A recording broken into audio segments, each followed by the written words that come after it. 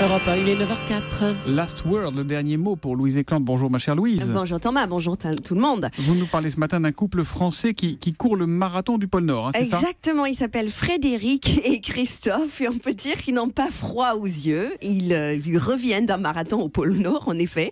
Alors les deux sportifs de l'extrême se sont rencontrés lors d'un trek en Ouzbékistan il y a 10 ans et depuis ils ont déjà couru sur les 5 continents, dans la jungle de Sumatra, le désert bolivien et puis sur la banquise, celle du pôle Sud d'abord et ensuite celle du pôle Nord où ils viennent de finir le marathon le plus dur du monde. Vous imaginez 40 km de course par moins 40 degrés. À côté, Forrest Gump, c'est un jogger du dimanche. Oui, en effet, mais est-ce qu'on peut vraiment courir un marathon dans ces conditions-là, moins 40 degrés ? Alors oui, si on est bien équipé. D'abord, vous savez que quand on court, on transpire. Et quand on transpire par moins 40, on finit avec des stalactites sous les bras.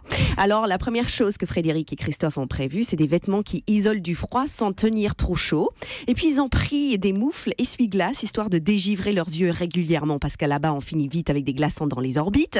Enfin, dernière chose, pour tenir à distance les ours polaires, il vaut mieux emporter une photo de Donald Trump.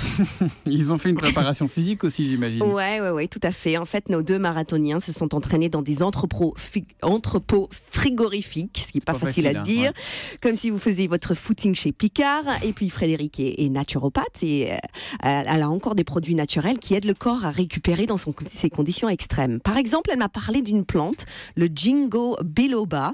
C'est une plante qui fait repousser les capillaires aux extrémités. Je suis pas sûre d'avoir bien compris tout ça au téléphone, mais j'imagine que ça donne des pieds poilus de Yeti.